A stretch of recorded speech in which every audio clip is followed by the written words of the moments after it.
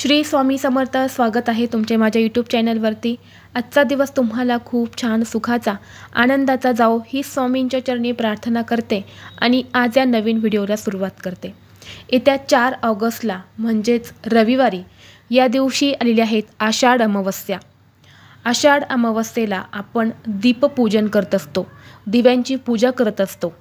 तर या आषाढी अमावस्येला दीपपूजन हे कसे करावे, तसेच मुलांचे औक्षण हे कसे करावे, मुलांचं औक्षण करण्यासाठी कोणता दिवा वापरावा, या दिवशी मांसाहार हा करावा का, तसेच या आषाढी अमावस्येच्या दिवशी दीपपूजन करताना काही दिव्यांचं पूजन हे आपल्याला चुकूनही करायचं नाही, याबद्दलची संपूर्ण माहिती आज या व्हिडिओमध्ये मी तुमच्यासोबत शेअर करणार आहे। त्यामुळे तुम्ही हा व्हिडिओ स्किप न करता शेवटपर्यंत पाहत राहा।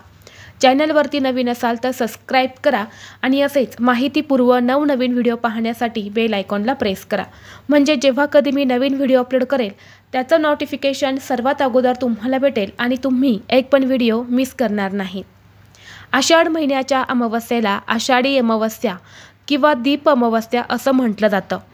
श्रावण महिना सुरू होण्याच्या 1 दिवसापूर्वी ही अमावस्या आपण साजरी करत असतो। धार्मिक शास्त्रानुसार राज्यातील प्रत्येक भागात ती वेगवेगळ्या पद्धतीने साजरी केली जाते। आपल्या महाराष्ट्रामध्ये या अमावस्येला गटारी अमावस्या म्हणून सुद्धा ओळखले जाते। दिव्यांची अमावस्या म्हणजेच आषाढी अमावस्या। तर या आषाढी अमावस्येचा प्रारंभ हा 3 ऑगस्टला दुपारी 3:50 होणार आहेत आणि 4 ऑगस्टला दुपारी 4:42 संपणार आहेत। आणि उदय तिथीनुसार आपल्याला दिव्यांचं पूजन जे आहे तर ते 4 ऑगस्टला म्हणजे रविवारी करायचं आहे। या दिवशी दिव्यांची पूजा करायला खूप महत्त्व दिलं जातं। दिवा हा मांगल्याचा, समृद्धी आणि चैतन्याचा प्रतीक मानला जातो। आपल्या आयुष्यात सुख समृद्धी येण्यासाठी आषाढ महिन्याच्या शेवटी दीपपूजन करून दीप अमावस्या ही साजरी केली जाते। धार्मिक मान्यतेनुसार अंधारातून प्रकाशाकडे जाण्याचा एकमेव मार्ग हा म्हटला जातो। अमावस्येच्या रात्री चंद्र हा दिसत नाही, सर्वीकडे काळोख हा पसरलेला असतो आणि या काळोखामध्ये दिव्यांचं पूजन करून ही अमावस्या जी आहे तर ती साजरी केली जाते। तर या दीप अमावस्येच्या दिवशी आपल्याला नक्की काय करायचं आहे, दिव्यांची पूजा कशी करायची आहे हे आपण पाहूया। तर दीप अमावस्येला आपल्याला सकाळी लवकर उठून स्नान करायचं आहे, स्वच्छ कपडे आपल्याला परिधान करायचे आहेत। त्यानंतर घरातील सर्व दिवे जे आहेत तर ते आपल्याला स्वच्छ करायचे आहेत। या दिवशी दूध आणि पाणी जे आहे तर याने दिवे स्वच्छ केले जाते। तसेच तुम्ही पंचामृताने तुमचे देवघरातले देवसुद्धा तुम्हाला स्वच्छ करायचे आहेत। देवघरासमोर एक पाट किंवा चौरंग तुम्हाला मांडून त्याभोवती रांगोळी काढायची आहेत। पाटावरती तुम्हाला लाल रंगाचं वस्त्र जे आहे तर ते टाकायचं आहे।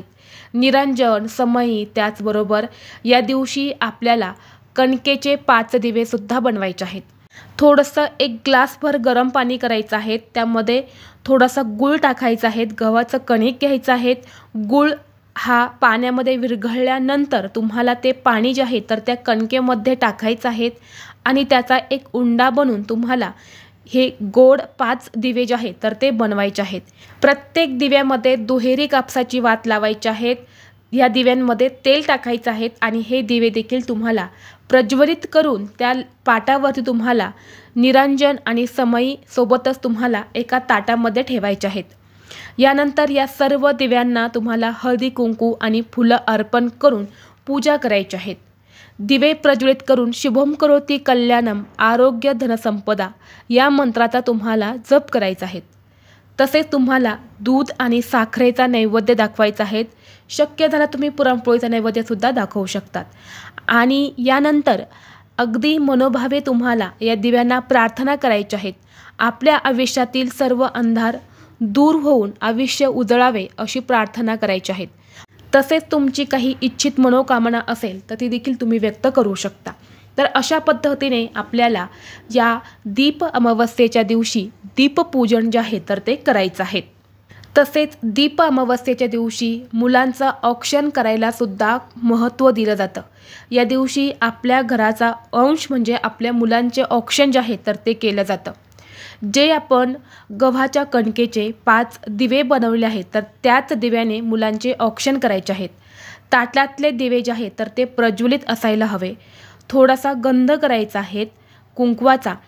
त्याचबरोबर अखंड तांदूळ, कुठेही तुटलेले फुटलेले नसणारे असे थोडेसे तांदूळ, ज्याला आपण अक्षदा असं म्हणतो, तर थोड्याशा अक्षदासुद्धा तुम्हाला ताटामध्ये घ्यायच्या आहेत। गंध घ्यायचा आहे। मुलांना जिथे आपण दिव्यांची पूजा केली आहे तर तिथे शेजारी एका आसनावरती किंवा पाटावरती तुम्हाला मुलांना समोर बसवायचं आहे। यानंतर मुलांना गंध लावायचा आहे। गंधावरती तुम्हाला अक्षदा लावायच्या आहेत। अखंड अक्षदा ज्या असतात तर त्याच लावायच्या आहेत।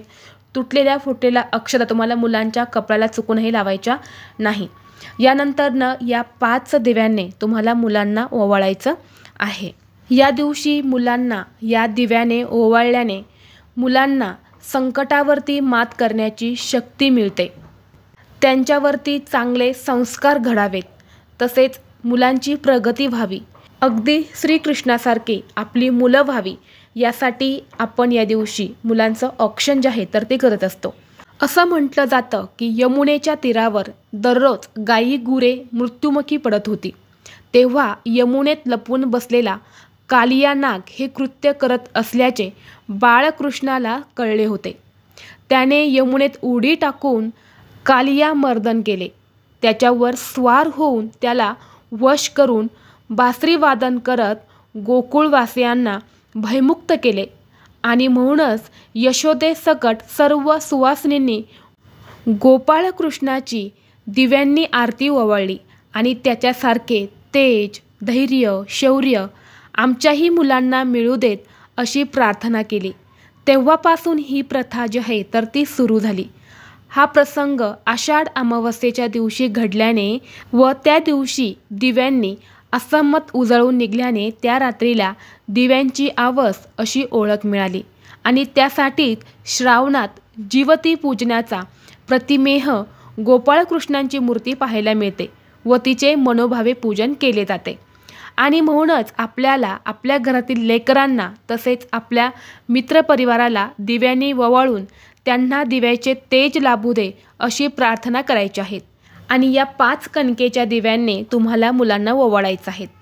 आपल्या घरामधले मुलं आणि मुली या दोघांनाही आपल्याला या दिव्यांनी औक्षण करायचं आहे। त्याचबरोबर आपल्या घरामध्ये जर तुटलेले फुटलेले दिवे असेल तर त्यांचं पूजन आपल्याला या दिवशी करायचं नाहीत। याचं आपल्याला अशुभ फळ जे आहे तर ते प्राप्त होतं आणि म्हणूनच पूजेमध्ये आपण कधीही तुटलेले फुटलेले दिवे जे आहे तर ते वापरत नाही। आता हे 5 कणकेचे दिवे जे आहे तर ते विझल्यानंतर काय करायचं, तर हे दिवे विझल्यानंतर तुम्ही प्रसाद म्हणून ग्रहण देखील करू शकता किंवा तुमच्या घरी गाई असेल तर दुसऱ्या दिवशी तुम्ही गाईला हे दिवे खाऊ घालू शकता। गाय नसेल तर एखाद्या मोठ्या झाडाखाली नेऊन टाका, तिथे असणारे पक्षी, कीटक, मुंग्या येऊन ते दिवे खाऊन जातील। त्याचबरोबर जेव्हा तुम्ही मुलांना या दिव्याने ओवाळणार आहेत त्यामुळे या दिव्यांमध्ये चुकूनही तुपाचा वापर करू नका, कारण तुपाच्या दिव्याने मुलांचं औक्षण जे आहे तर ते केलं जात नाही। पुरुषांना तुपाच्या दिव्याने ओवाळलं जात नाही। त्याचबरोबर या आषाढी अमावस्येला गटारी अमावस्या असं सुद्धा म्हणतात, म्हणून गटारी अमावस्येच्या दिवशी अनेक ठिकाणी मांसाहार हा केला जातो, परंतु अमावस्येच्या दिवशी कधीही मांसाहार हा करू नये। धार्मिकदृष्ट्या जर या दिवशी आपण मांसाहार केला तर ते अतिशय अशुभ मानलं जातं। याचं अशुभ फळ आपल्याला प्राप्त होतं। आपल्या घरातली लक्ष्मी ही निघून जाते, घरामध्ये संकट, जीवनात अडचणी या येऊ लागतात आणि अमावस्येच्या दिवशी आपण लक्ष्मीची पूजा करत असतो, म्हणून हा दिवस अतिशय शुभ असतो। या दिवशी आपण दिव्यांची पूजा करणार आहेत, लक्ष्मी प्राप्तीची सेवा करणार आहेत, म्हणून या दिवशी चुकूनही घरामध्ये मांसाहार हा करू नका। दुसऱ्या दिवशी श्रावण महिना सुरू होणार आहेत, म्हणून आपल्याला या दिवशी मांसाहार हा करायचा नाही। जर तुम्हाला हा व्हिडिओ आवडला तर लाईक करा, चॅनलवरती नवीन असाल तर सबस्क्राईब करा आणि हा व्हिडिओ आपल्या मित्रपरिवारासोबत शेअर करा। चला तर मग भेटू असंच पुढल्या एका नवीन व्हिडिओमध्ये। तोपर्यंत सर्वांना श्री स्वामी समर्थ।